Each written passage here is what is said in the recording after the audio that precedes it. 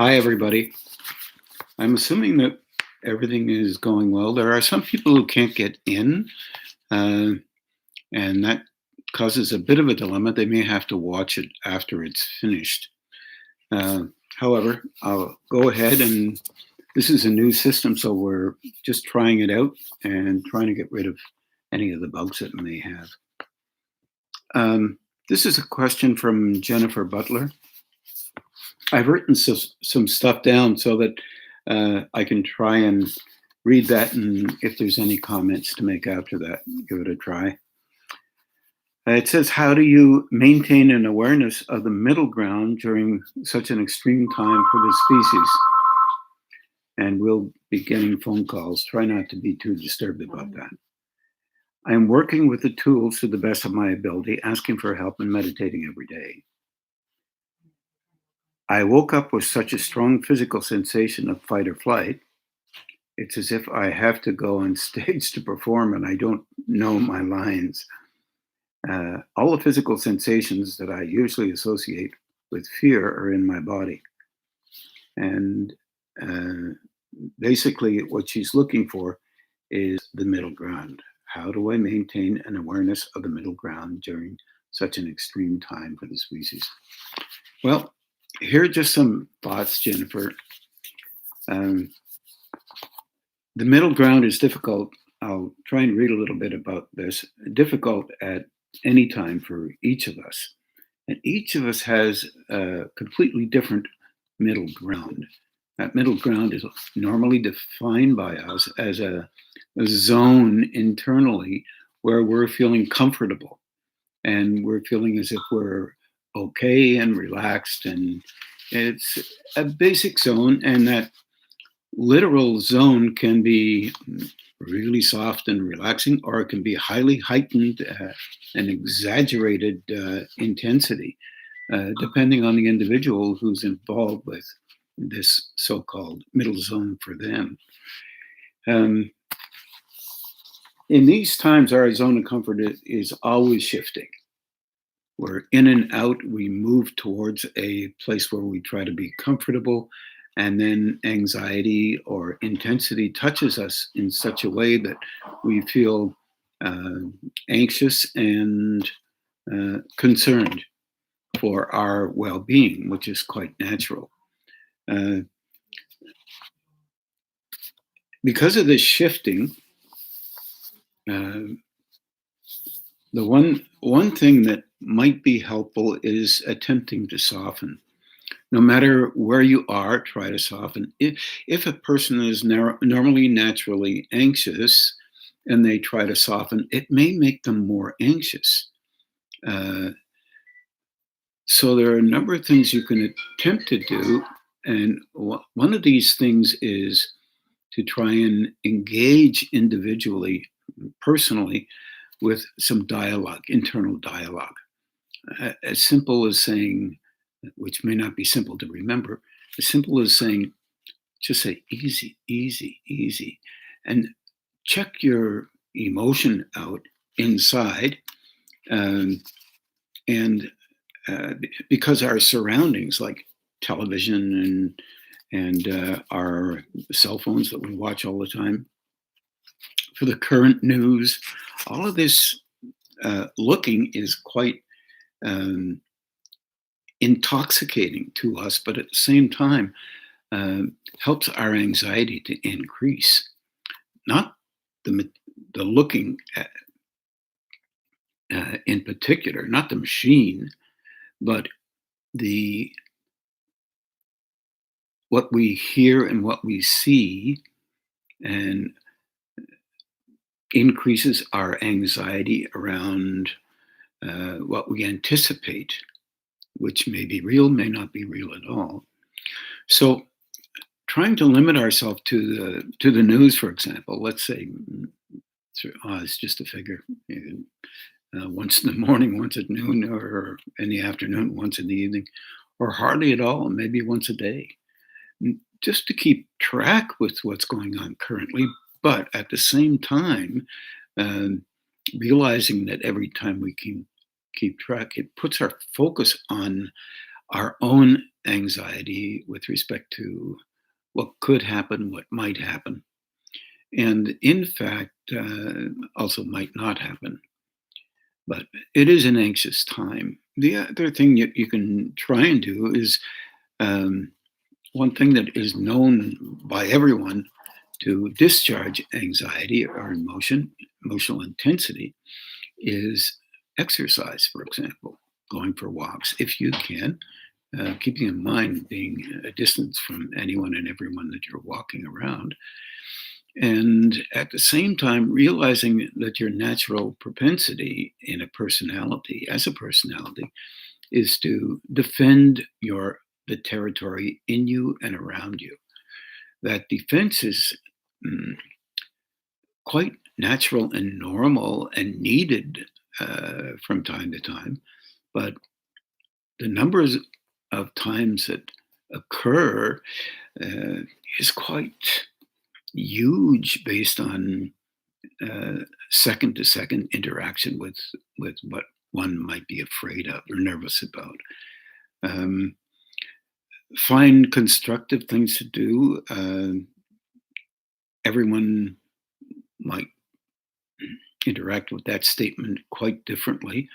If you're a reader, you might enjoy reading more. If you're a person who likes to um, take a look at the walls and paint them, uh, that's a totally different type of thing.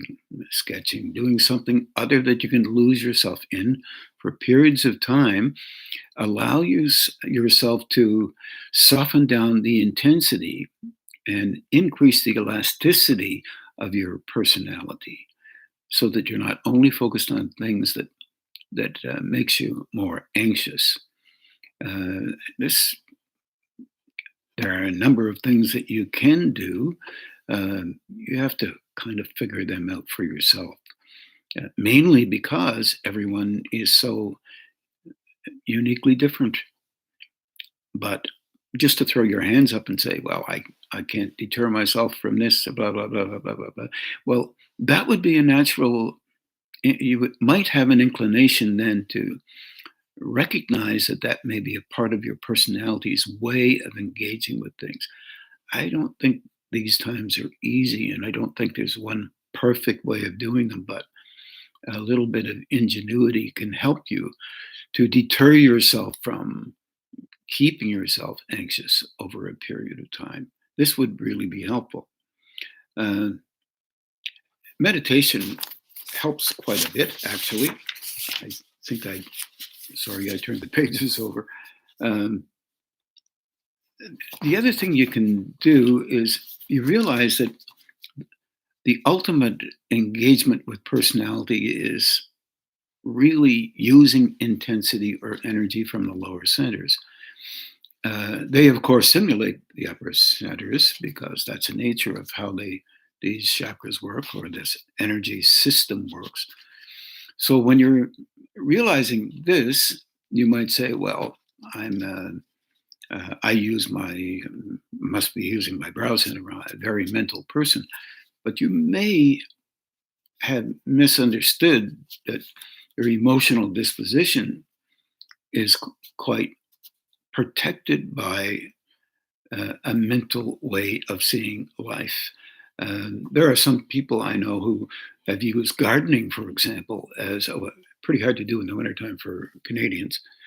And if you're not really interested in gardening or engaging with botany of any kind, you might not think this is a good idea. But gardening, for example, digging in the earth, doing something that is constructive, mm, yet a little outside your realm or inside your knowledge, you may find that if you do gardening, you soften down quite a bit because your intensity tends to play out by a physical activity. These two are very closely involved.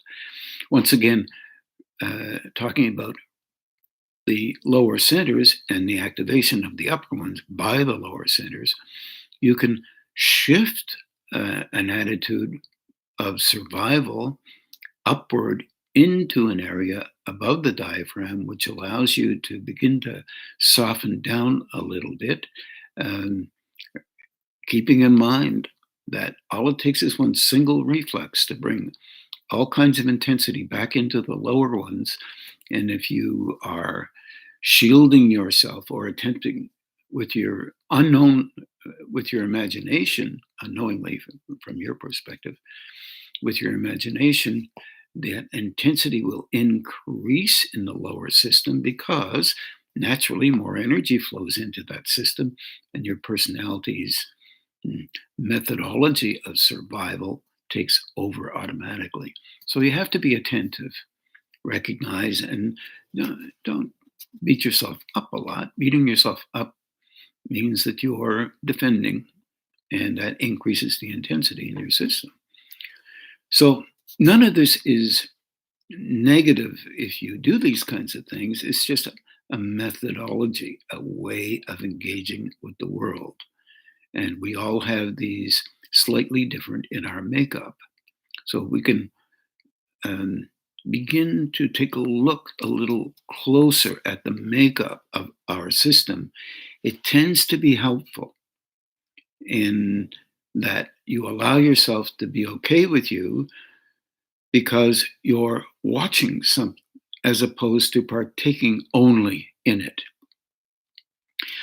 I think Carol's question a little later uh, covers some of that same material, but we'll see how that works out. You can ask again you can do the balancing, and you can also relate to higher states by turning on those hands and attempting to engage with those states to if ask for softening in your own system. Remember, it's very subtle. Even if you don't know you influence yourself, you tend to do that for a purpose that relates to keeping your personality in a certain zone within you. And all those zones, like I say, they're very complicated, but they're really relative to an individual. You keep your system in a zone that you believe is comforting to you. And when you're anxious, that zone, the movement in that zone becomes a vulnerability, which means increased anxiety or increased intensity. I like the word intensity better. And what you do with that intensity is automatically defend. So you end up defending the defense, which is a natural tendency. This is not negative in our species. Defending our way of engaging is valuable because it tells us we're okay if we defend ourselves because we've been using the same methods all along. And these methods are valuable in and of themselves. But sometimes they have an overvalue, which means you can use them too often, too strongly, for a purpose that needs about a quarter of the defense that's showing up reflexively in a dialogue or a relationship that you have with yourself. Because you are the person who's learning how to be okay with you, and you're the person who's learning how to see how you function with no negation involved. This is a very valuable thing to keep in mind, very difficult to keep in mind you, but very important to keep in mind because then you can be you can soften a bit better and be a tiny bit more selective. But remember, you can do that for a space, a little while, and then there's a natural reflexive response that wants you to remain the way you were. And once again, here we go. The intensity is there. So you cannot draw it back, soften it down to where you were before because automatically you're unknowingly intensifying. So Perhaps knowing that that could be true, that there might be within us a natural tendency to intensify under pressure with all of the mechanisms and ways of engaging patterns that we use to self support, then we may realize also that some uh, highly charged intensities allow us not to support ourselves as much as we can under no stresses. I hope that made a little bit of sense. If not, you can play it through a little bit to see whether you can learn, maybe try and soften it down a bit. Try to make some sense of it. Sometimes the mind can interject literally a moment or two so that you can recognize how a functioning normal for you under some circumstances is not appropriate under other circumstances. I hope that helps a little bit. And remember the one other thing that you can do. You can turn that, like I said before, you can turn the hands on and use them to try and soften you down. But you're asking higher states for help in that. Got to let yourself go with that. It's not about you healing you. It's about those higher states helping you. This is, for some people, very difficult to allow. Um, but it is a reality that maybe one day we'll have to face more clearly than what we can allow ourselves in our defensive mechanisms with respect to what we believe. All of this stuff is true both ways. The other thing you can try to do is talk yourself down. Like the idea, once again, of taking your time. Easy does it. Easy does it. Let me try and soften this down a little bit. And try and do something that's softer in your own mind. Sometimes difficult to do. Even reading sometimes difficult to do if don't have that habit. But if you attempt to read, and I would recommend, if you don't have the habit, you try and read something that's easier for you to read. Intermittently involved with some things that are a little harder for you to read, but shift them one to the other, because sometimes you can't read things that are difficult to read for very long. It's all right. Read something that's easier. Go back. Train yourself a little bit and be okay with you. I realize these are difficult times for everybody. And Carol Martin from Nashville, she says that she was exposed and she's in quarantine right now. Would you please tell us more about the role of inquiry in development? Are there any tips for effective ways to incorporate it more in daily life? Is there a best time in meditation to put out an inquiry? Well, I'll try with this one. Once again, I wrote some stuff down, the best I could come up with. And the I in this particular case is the inclination to be linked up a little bit. And of course, with the idea that you also have a personality. So it's just maybe take a look. With respect to meditation, before meditation, try to write something down. If you really have something you want to try and inquire with, remember meditation is a focus that empties the system, allows the system to soften from itself so that you can begin to allow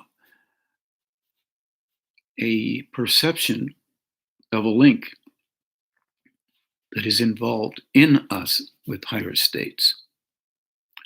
But you have to be okay with letting go of the importance more and more of your personality in the view that you have with respect to engaging with life, meaning your own self-interest. And we're not set up to do that. Even forms of meditation are, oh boy, often focused on how important you are for being able to meditate so well.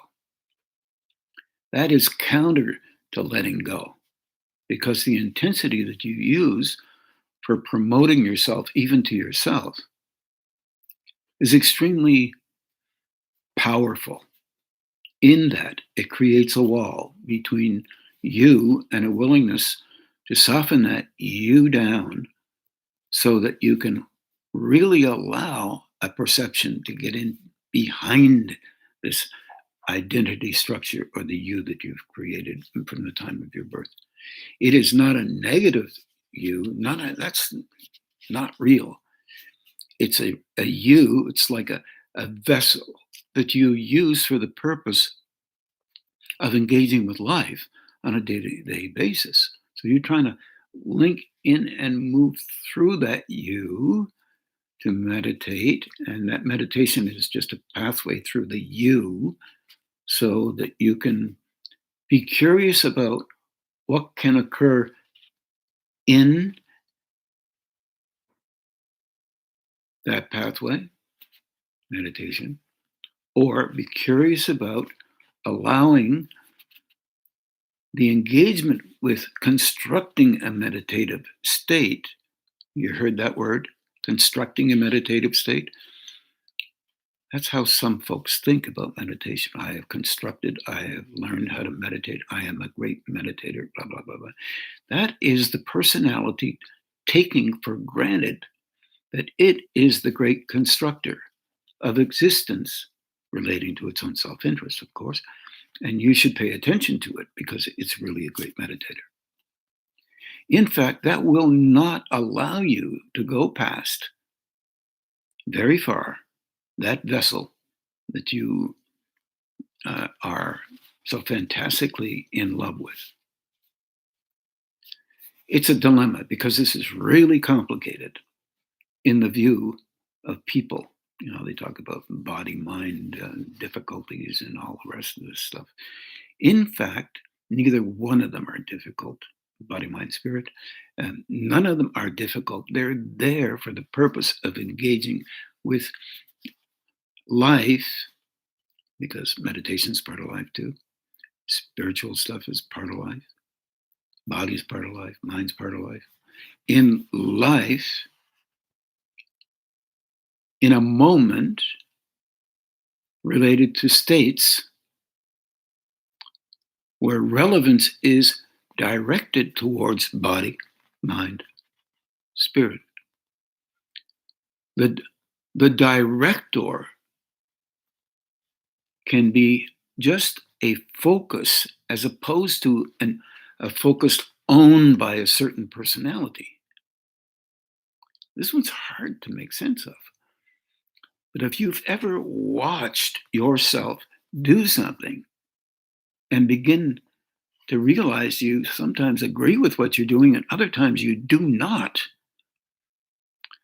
then you're touching just a little bit on a part of you that can watch and don't have to agree with how you function. Because you've set up a system unknowingly most of the time where watching and noticing that is allowed and of value, as opposed to defending the place in you that normally does exactly what it normally does. This is really important in Carol's question. It's somewhat difficult to allow yourself to be a part of because it also helps in anxiety. It also helps in relationship to an inquiry. If you have a deep level inquiry or concern, a wish, hope, desire in the old Indian tradition orientations, those wishes, hopes, and desires become more important to you than getting an answer.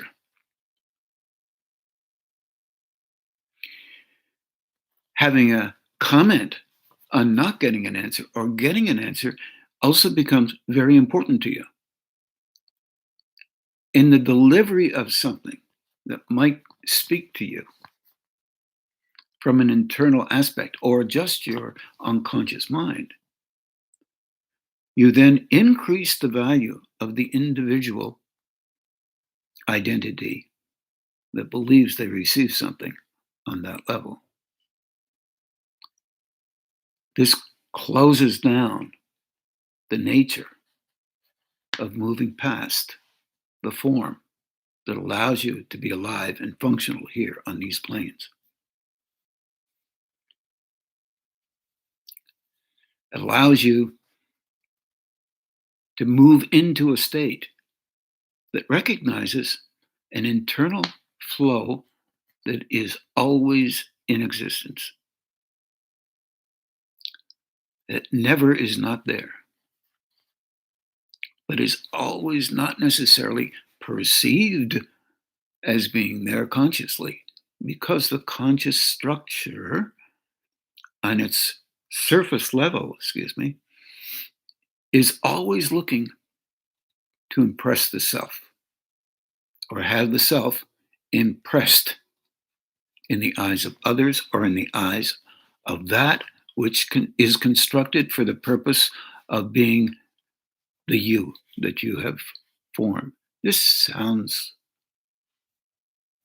I find it sounds interesting, but it also sounds a little bit nervous. The inquiry, if heartfelt, an honest inquiry, you're the only one that can do that, presents itself to itself. It's the strangest thing. If you truly have an inquiry, you start looking at yourself inquiring.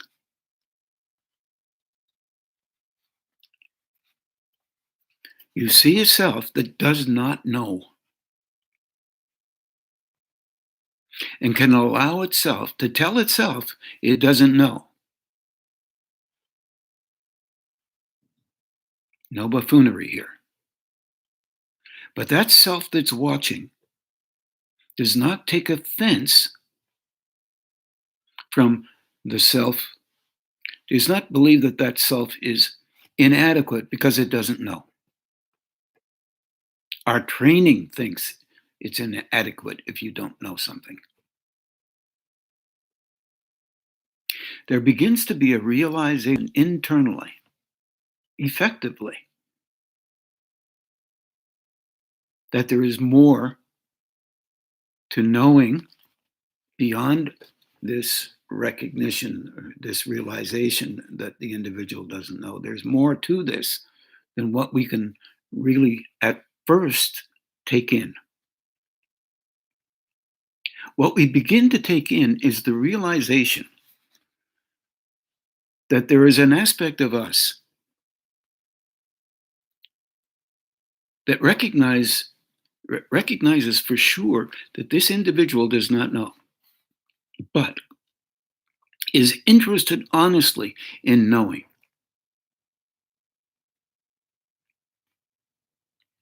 Now the subtlety is that it plays out in life, plays out in your day-to-day.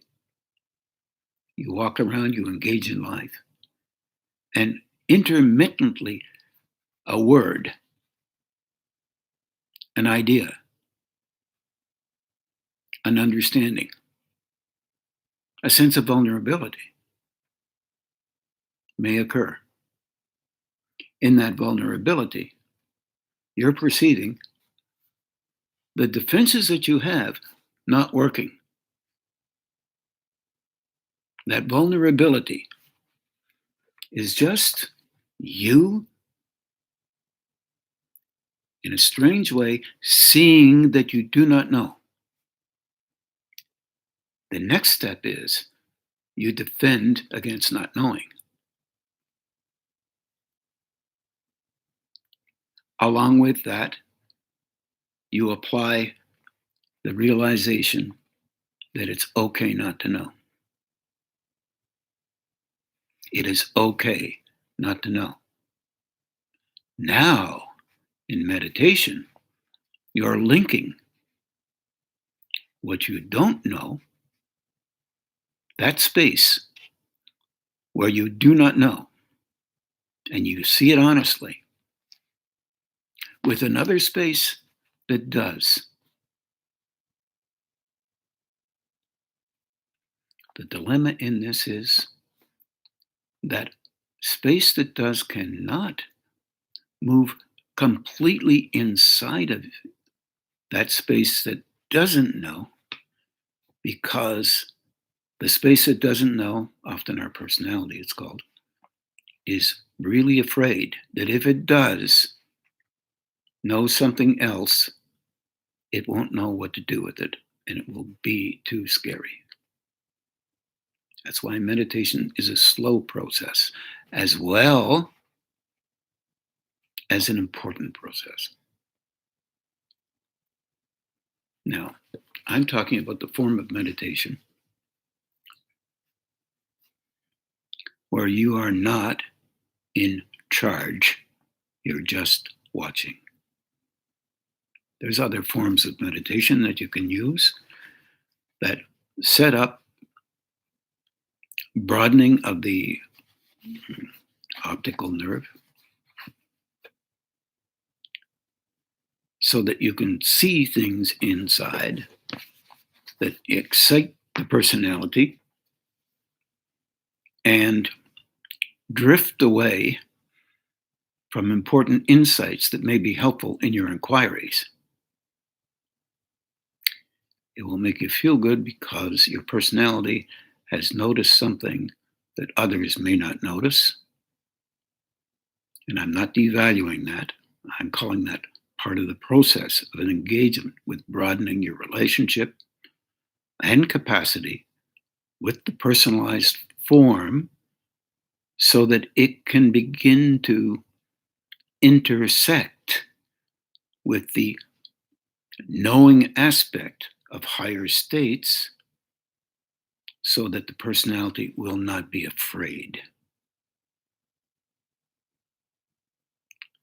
It's part of the reason why growing is so slow, because it's hard for us to do that. You can't just say, give up your self-importance, although easy enough to say. Easy enough even to say that you have given up your self-importance. You are now highly developed. In fact, the very act of saying that means that you haven't. Because the telegraphing of those things is not very helpful, because others elevate you, and you, as an elevated person, are in fact elevating yourself. You have to pull back on that. That is not what we're trained to do. So I still have more on this, Carol. That's a bit of a sidebar, but still on the question, I hope.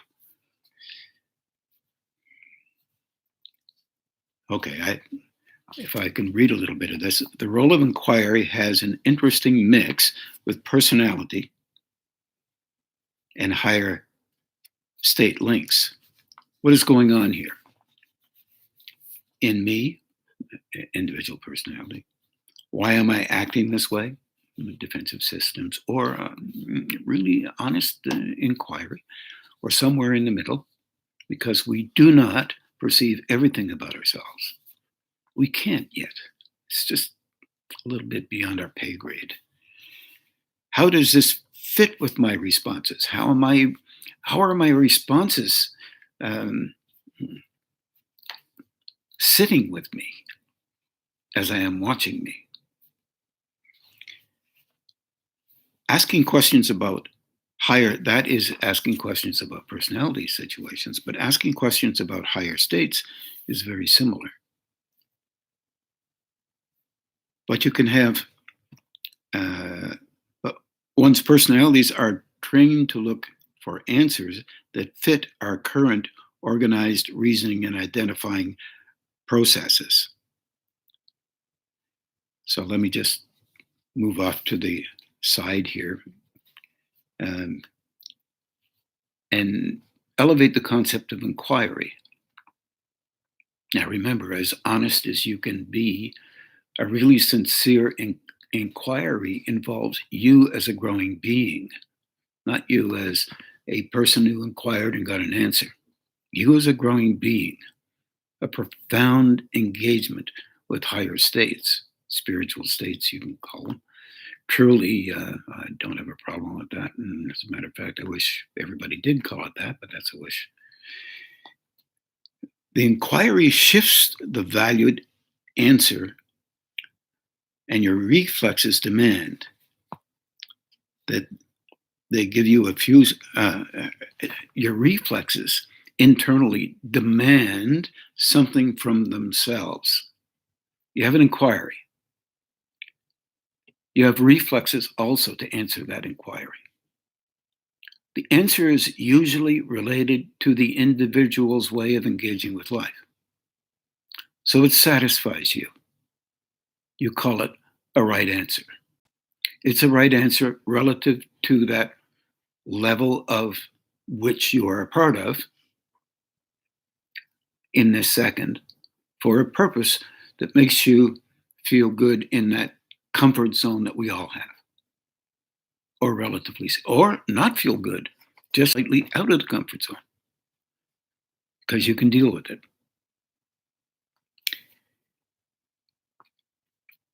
But the answers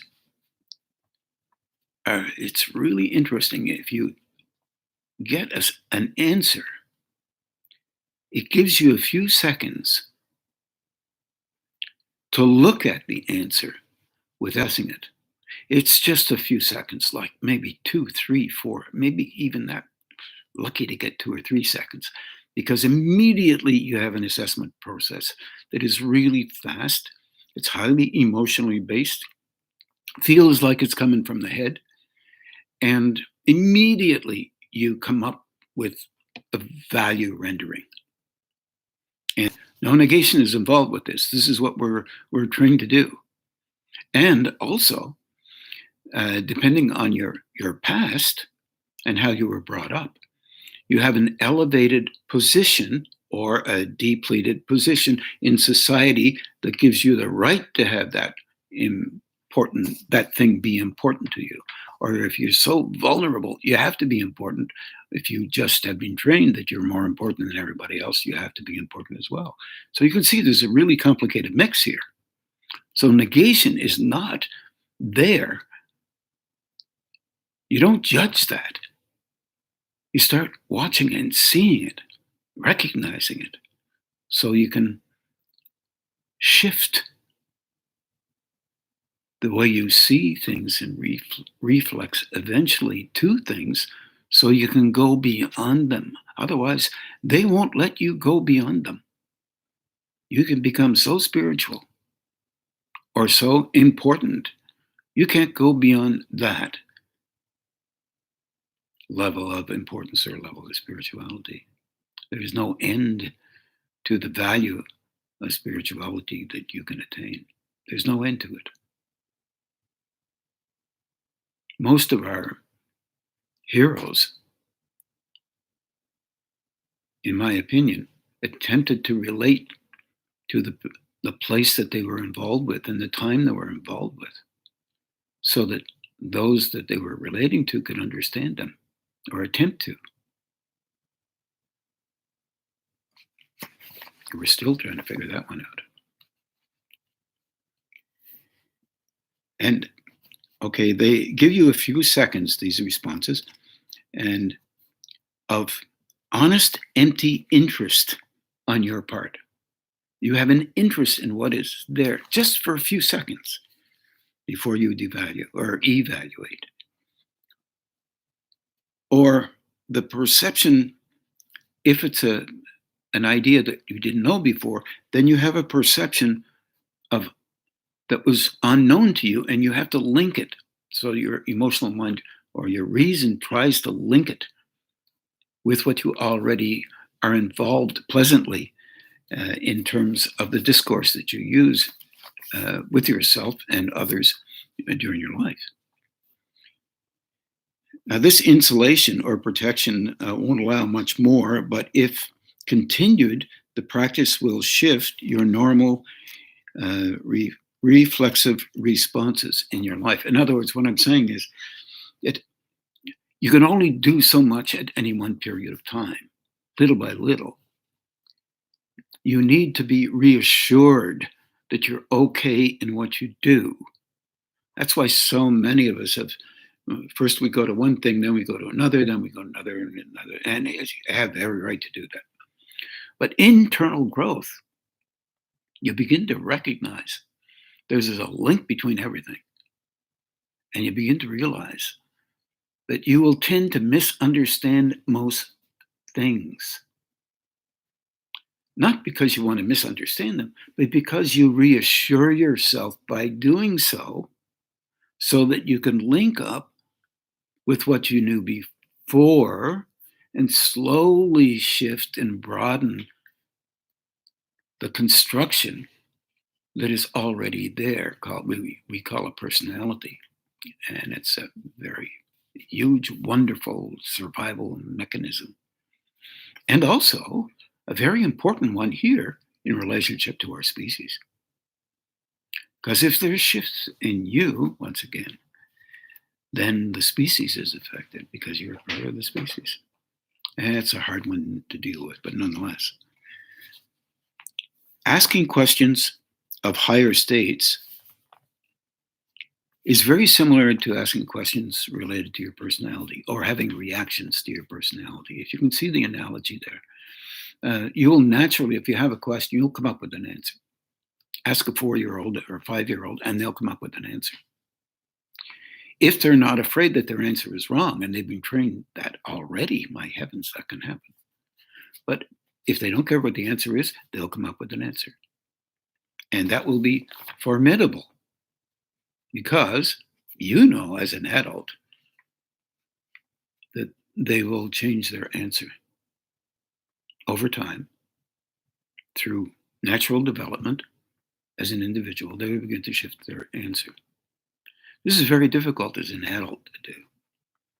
Once you are aligned with concepts, ideologies, no disrespect at any, you tend to have a difficult time shifting, but not very much of a difficult time protecting. And this is an analogy. As you believe things should be, they'll be that way until you begin to see there's a tiny little hole. You're not going to negate the old belief. You're going to say, oh, there's more to this. There may be more to this. The statement is not mine, it's Einstein's. I think there's more to this. He kept coming up with every time somebody else brought up another theory, even his own theory. Theories. I hope this helps a little, Carol. The concept of inquiry is a really important one. You know that I believe in this. I'm always asking people to ask questions so I can do my best to come up with an answer that may or may not suit whoever is listening. Because it's important to allow yourself to link up just a tiny little bit. And we're all in a process of growth. Hopefully we can help each other a bit. It is an energy thing. One last question, and I have many other questions. Some I'll use next Thursday. This is from Catherine in Vancouver. She had an experience, and this is reminiscent of others that I've heard, and having something similar, not the same, similar. Each of us have similar ones, not the same. That means helps us to understand broader the possibility of a meaning of these things. Possibility of a meaning. Because an inquiry into the unknown, very similar to the voyageurs in old Quebec moving across to the west and lower and upper Canada, moving across to the west and down south. Voyageurs that were walking into country they didn't have a clue about. Explorers. You are an explorer into the unknown, holding the unknown in a hand that you're very aware of, and believing that the unknown should fit in that same hand. In other words, your own belief, your own understanding.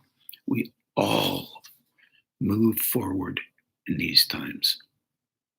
I am not talking about the times we're experiencing physically, but could be.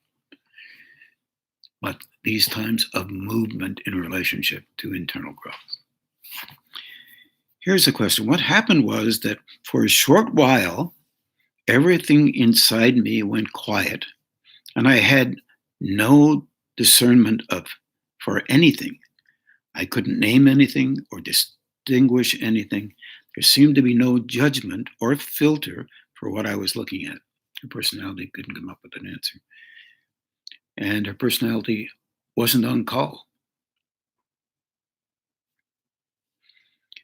Noticing that made me suddenly very nervous because I didn't seem possible to function. She wasn't able to function in that state. Then the experience dropped away. In other words, her personality was recovering and moving into a place where it could once again be okay and engage with the world, because you need to have a personality to engage with the world. What I would suggest with that one is that